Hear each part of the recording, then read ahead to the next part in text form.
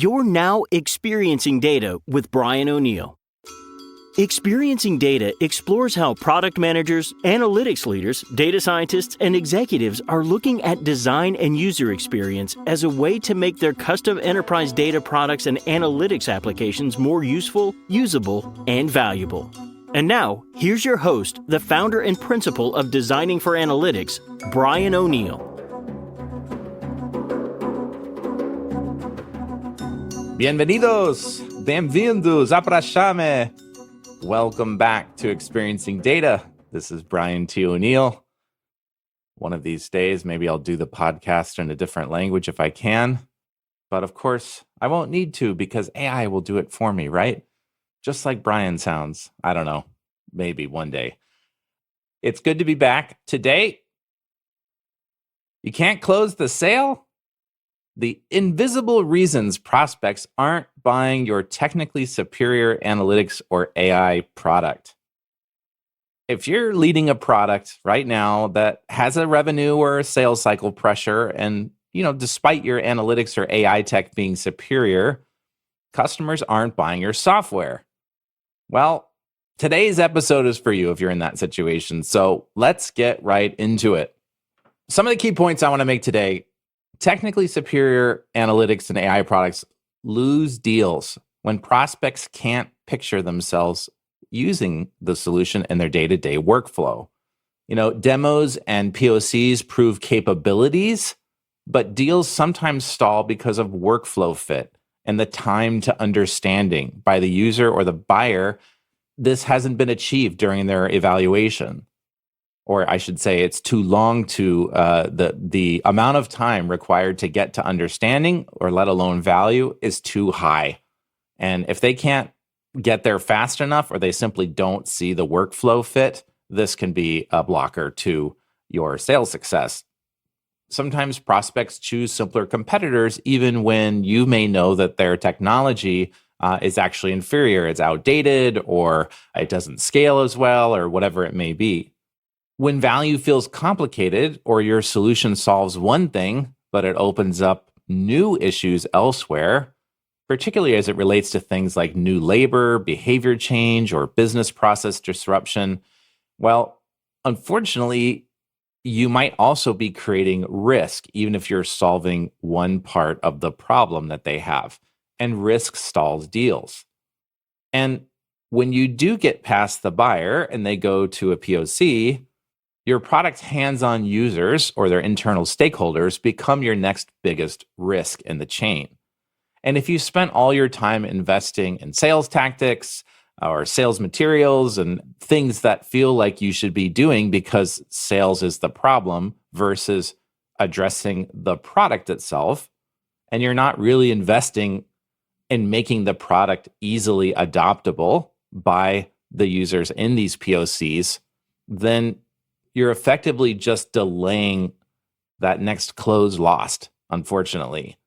So you get past the buyer, but now, and you're into the POC, and it's in the hands of the end users and the managers and the people who are going to live with this thing, and it doesn't close.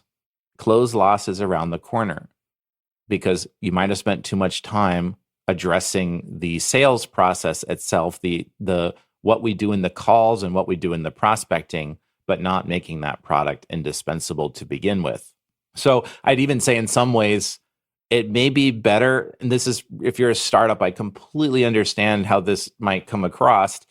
In some ways, it might be better if you lose now, you don't get the deal now, because if your prospect buys without evaluating the usability and utility of the solution from the eyes of the people who are actually going to be hands-on with it, then the news may be worse because now they're actually paying for software that nobody may be using, or that's definitely not creating enterprise value if you're, or not necessarily enterprise scale value, but into the organization that you're selling your B2B product. So that's a bad look for your newest customer that you just landed internally. That does not look good for their reputation. And it's probably not going to make them see your solution as indispensable, let alone you, the founder or the head of product or the head of sales or whoever you are in the organization, nobody's really coming out ahead except for the short-term transactional win that you got. And they might even become defensive, and you might have lost a possible champion for the product. So I think there's risk sometimes if the perspective is just get in, close the deal at all cost, and then we'll figure it out. Maybe. So as you can probably tell here, I have some beef with how some analytics and B2B analytics and AI products are sold. And I think this also gets into product development and design. So I want to kind of talk about those two things and how we can improve our sales close rates by addressing underlying product and user experience issues with data products. So I'm going to tell you, I used to think sales was the enemy when I worked in-house as a user experience design professional and even as a contractor for many years.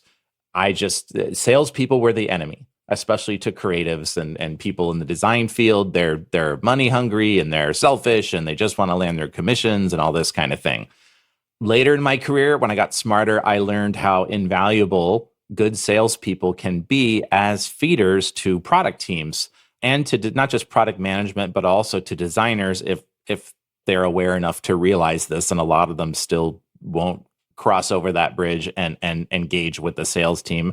And the sales team rarely is talking to design on their own. On the other hand, I do see and know of salespeople that are focused on convincing and showing and demoing and trying to convince someone that something is good for them, a product is good for them, and they really should have it. And to me, I'm always trying to think about what if we didn't have to convince, because people don't want to be convinced. No one likes to be sold to, but people do like to buy stuff. That was one thing I learned early on in my own sales training. People love to buy, but they don't like to be sold to.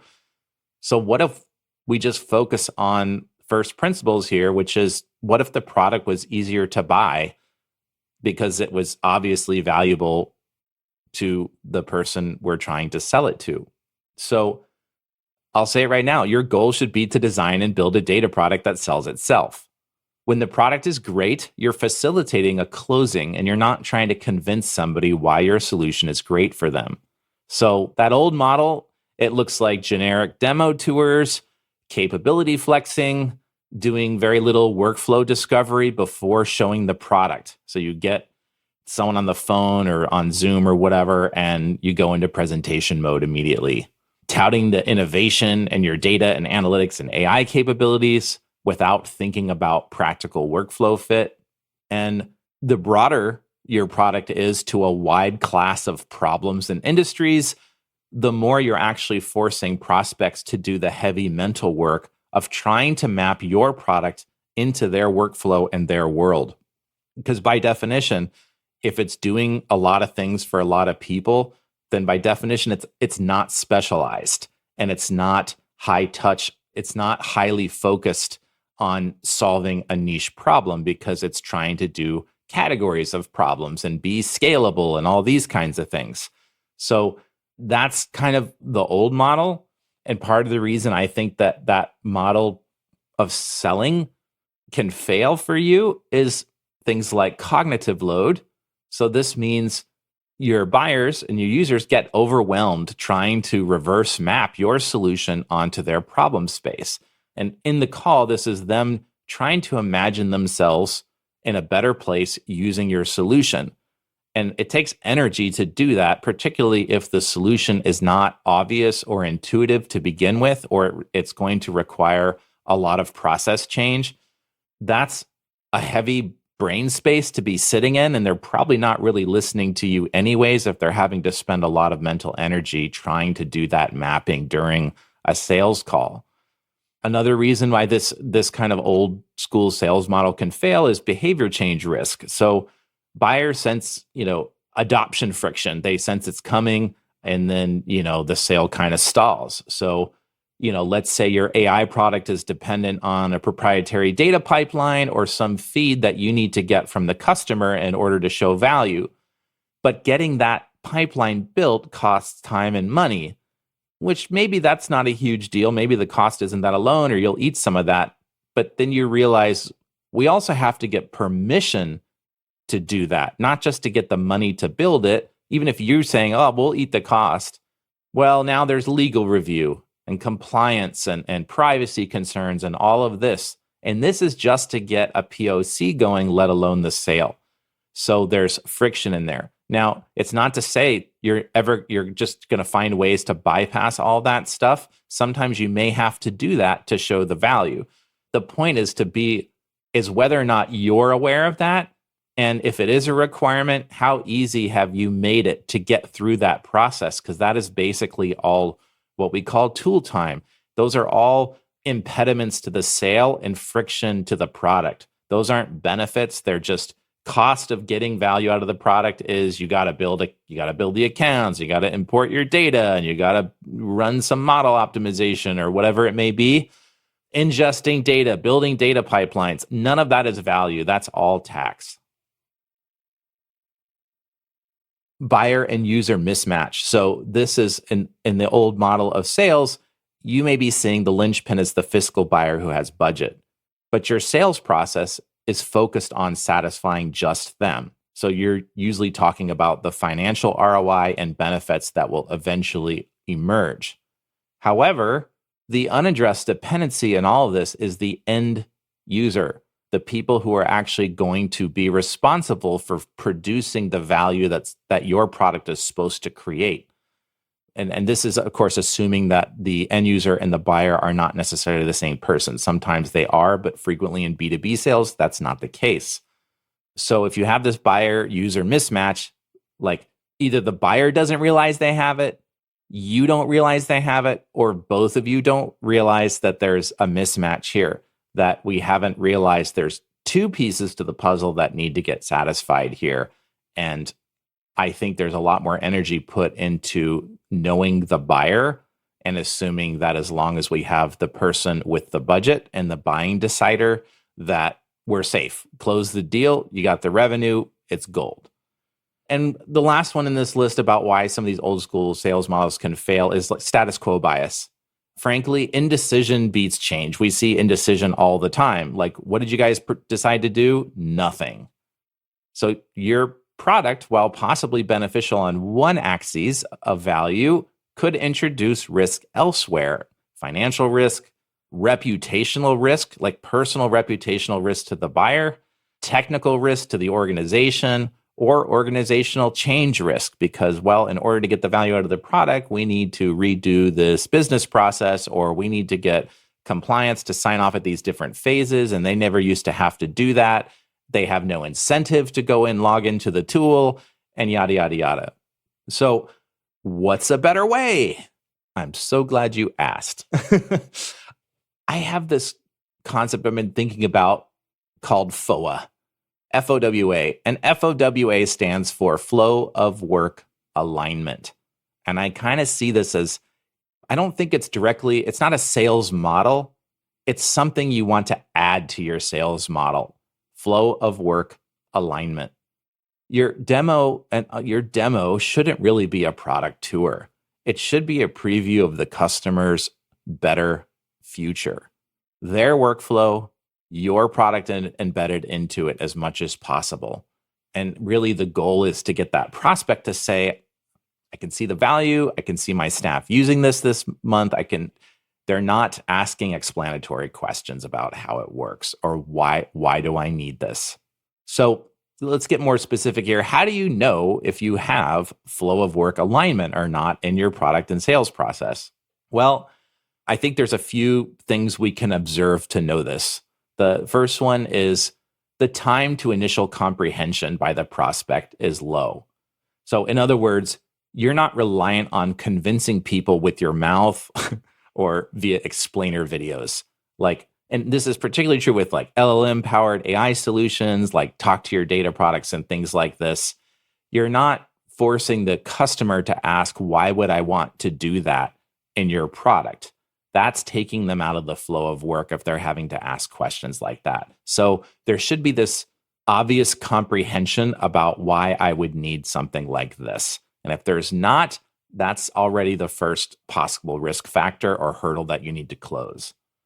The second one, I think, is not hearing shallow questions. So I kind of mentioned this earlier, but this means like you're not getting basic how-to explainer questions, why would I want that type questions. If you are getting questions, you would hope those would be deeper questions where it seems like, oh, the customer totally understands what this is for, and they're asking some edge case situation, or do you also support Python, or do you only support, whatever. This tells you like, oh, they understand that this integrates with the engineer's code base directly. I didn't have to explain that to them. They're just asking about additional language support because the demo shows Python on the screen. That's a good sign that you're not having to explain that there's a code integration, for example. The third one here, how do you know if you have flow of work alignment? They see their workflow like represented in the tool as is, or they see it better. It's been improved. So, and I think this partly comes down to intentionally designing moments into the sale where a buyer can see the value they are getting and a user can see the product augmenting their current workflow. And it's not undesirably changing it, it's desirably changing it in ways that they can recognize. So this doesn't mean, again, it doesn't mean you can't introduce change. Change is always happening in business processes, for example. But that change has to seem beneficial, low risk, and easy to justify given the relative promise of value. So if you're promising this gigantic ROI, then customers may have an expectation that the cost or risk associated with getting that is likely going to be higher. But if the value is somewhat opaque to begin with, and they're not really sure how they would apply it and all this kind of stuff, this is where we get into trouble if we have a lot of friction in there, or we're asking users to change a lot of their behavior. It's just not worth it to them.